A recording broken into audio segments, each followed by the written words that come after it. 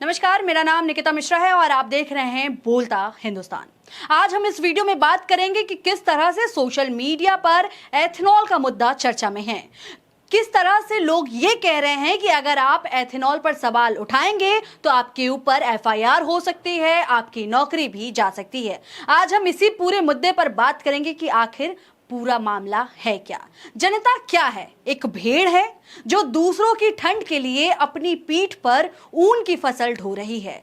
हिंदी के चर्चित कवि सुदामा पांडे धूमिल की ये पंक्तियां आज भी बहस छेड़ देती है। कविता का काम किसी सरकार या दल पर फैसला सुनाना नहीं होता है, बल्कि समाज के सामने सवाल खड़े करना होता है। और आज सवाल E20 पेट्रोल को लेकर खड़े हो रहे हैं। रिंकू, हाँ जी, ये देख। आगे तो चले। सत श्री अकाल बीजी। सत श्री अकाल पुत्र। अब साफ दिखाई दे रहा है बीजी। बहुत साफ दिखाई दे रहा है। बीजी इतने टाइम बाद नए चश्मे बनवा ही लिए। किसी अपने ने पैसे भेजे और हर महीने पैसे भेजेंगे। वाह, ਫੋਨਾਂ ਤੇ ਟੂ ਹੋਊਗੀ ਤੁਹਾਡੇ 1 ਤਰੀਕ ਤੋਂ ਬਾਅਦ। ਇਹ ਤੁਹਾਡੇ ਪੈਸੇ ਨੇ, ਇਹਦੇ ਨਾਲ ਕੋਈ ਅਮੀਰ ਨਹੀਂ ਹੋ ਜਾਣਾ ਤੁਸੀਂ।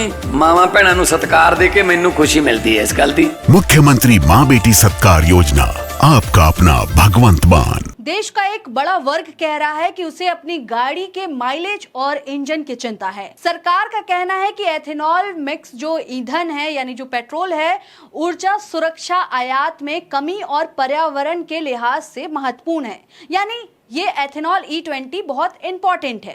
दोनों पक्ष अपने अपने तर्क दे रहे हैं, लेकिन बहस यही खत्म नहीं होती है, क्योंकि अब सवाल सिर्फ पेट्रोल का नहीं रहा, सवाल भरोसे का है। सवाल यह है कि जब आम आदमी अपनी मेहनत की कमाई से गाड़ी खरीदता है, टैक्स देता है, रोड टैक्स देता है और हर लीटर पेट्रोल पर टैक्स चुकाता है, तब अगर उसे किसी नई नीति पर शंका होती है तो क्या उसके सवालों का जवाब तथ्यों से मिलेगा या सिर्फ यह कहकर कि सब ठीक है ये कहकर के मना दिया जाएगा। इसी बहस के बीच सोशल मीडिया पर कई वीडियो भी वायरल हुए। कुछ जो गाड़ी के मालिक हैं और कंटेंट क्रिएटर जो हैं, उन्होंने दावा किया कि E20 के बाद उन्हें उनकी गाड़ी में माइलेज या प्रदर्शन में बदलाव महसूस हुआ। वहीं सरकार और कई जो एक्सपर्ट्स हैं, उनका कहना है कि ऐसे दावों का मूल्यांकन तकनीकी परीक्षण और गाड़ी की अनुकूलता के आधार पर होना चाहिए, ना कि केवल व्यक्तिगत अनुभवों से। आप सबको मालूम होगा कि कुछ दिन पहले ही यूट्यूबर सौरभ जोशी का एक वीडियो सोशल मीडिया पे काफी तेजी से वायरल हुआ था। E20 को लेकर के सौरभ जोशी ने भी शिकायत की थी। शिकायत क्या की थी? उसने अपने वीडियो में कहा था कि मेरी गाड़ी में पहले माइलेज बहुत सही देती थी, लेकिन अब गड़बड़ी आ रही है। यानी सौरभ जोशी जो कि यूट्यूबर है, उसने साफ शब्दों में कहा था कि E20 की वजह से उसकी गाड़ी में माइलेज की दिक्कत आ रही है।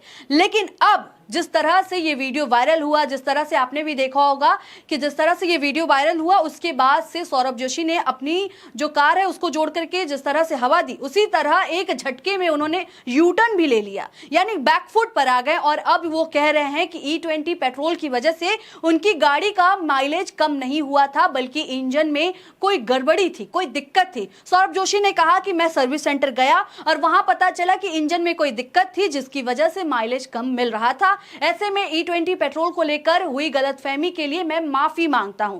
यानी ये है कि पहले उन्होंने वीडियो बनाकर कहा कि E20 की वजह से उनकी गाड़ी में माइलेज की दिक्कत हो रही है, लेकिन जब मामला बहुत ज्यादा बढ़ गया, जब वीडियो काफी ज्यादा वायरल हो गया और अब उनका कहना है कि नहीं, गाड़ी में ही दिक्कत थी, गाड़ी के इंजन में ही दिक्कत थी, मैं माफी मांगता हूं। मुझे ऐसी खबर नहीं, मुझे ऐसे नहीं बोलना चाहिए था, ऐसे जानकारी नहीं फैलाना चाहिए था, उनका ये कहना है।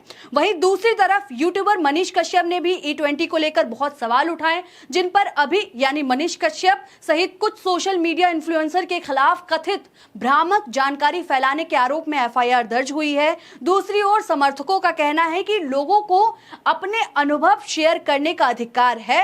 अब यह मामला कानून और जांच की प्रक्रिया का विषय है। अभिषेक उपाध्याय जो कि वरिष्ठ पत्रकार हैं, उन्होंने सूत्रों के हवाले एक पोस्ट लिखा है कि वो कौन सा बड़ा राष्ट्रीय न्यूज चैनल है जिसके नेशनल और रीजनल नेटवर्क नेटवर्क से करीब दर्जन भर एंकरों को ऑफ एयर कर दिया गया है, क्योंकि उन्होंने अपने इंस्टा पेज पर एथेनॉल के माइलेज पर असर को लेकर आलोचनात्मक वीडियो बनाए थे। साथ ही एथेनॉल के विरोध में 15 जुलाई के भारत बंद की चर्चा को अपने इंस्टाग्राम पर जगह भी दी थी। एचआर ने बुलाकर सारे वीडियो डिलीट कराए, रुपए पैसे की ट्रेल भी चेक की गई, उनके मोबाइल भी चेक किए गए और वार्निंग के साथ उन्हें ऑफ एयर कर दिया गया है। सोशल मीडिया टीम ने भी कुछ ऐसा ही हुआ है। परिणाम ये है कि रीजनल नेटवर्क पर कुछ ऐसे चेहरे नजर आ रहे हैं जो एकदम नए हैं। दुविधा ये है कि एथेनॉल पर वीडियो बनाने, लोगों को ऑफ एयर भी करना है और चैनल भी चलाना है, इसलिए नए चेहरों को मैदान में उतारा गया है। कहते हैं कि इस दौर की मीडिया से कहीं ज्यादा रीढ़ तो परचून की दुकान पर मिलती है, जहां दुकानदार घून लगे आटे की भी कद्र करता है। जैसे जिस तरह से पत्रकार अभिषेक उपाध्याय ने कहा कि मीडिया, इस समय की मीडिया से ज्यादा रीढ़ तो मिल रहे हैं परचून की दुकान पे। आपको बता दें कि पत्रकार अभिषेक उपाध्याय ने इसी के साथ एक और पोस्ट किया, जिसमें उन्होंने लिखा कि चैनल एक बड़े उद्योगपति का है और इस एक्शन के बाद का आलम यह है कि चैनल के भीतर 15 जुलाई कहते ही खतरे का सायरन बज जाता है। 15 जुलाई और एथेनॉल का नाम जिसने लिया वो बजाज के प्रिया स्कूटर की तरह सर्कुलेशन से बाहर हुआ। 1 दर्जन एंकर ऑफ एयर हो चुके हैं और कई फायरिंग रेंज में हैं। यानी पत्रकार अभिषेक उपाध्याय का कहना है कि जिस चैनल पर एथेनॉल पर वीडियो बनाने पर एंकर को ऑफ एयर किया गया है वो चैनल किसी बड़े उद्योगपति का है। और अब आप सबको मालूम है कि बड़े उद्योगपति कौन हैं और किसके चैनल की बात हो रही है। अब आप सोचिए यहाँ पर बात किसकी हो रही है। यानी बहस अब सिर्फ E20 पर नहीं है, बहस इस पर भी है कि लोकतंत्र में सवाल पूछने की सीमा क्या है।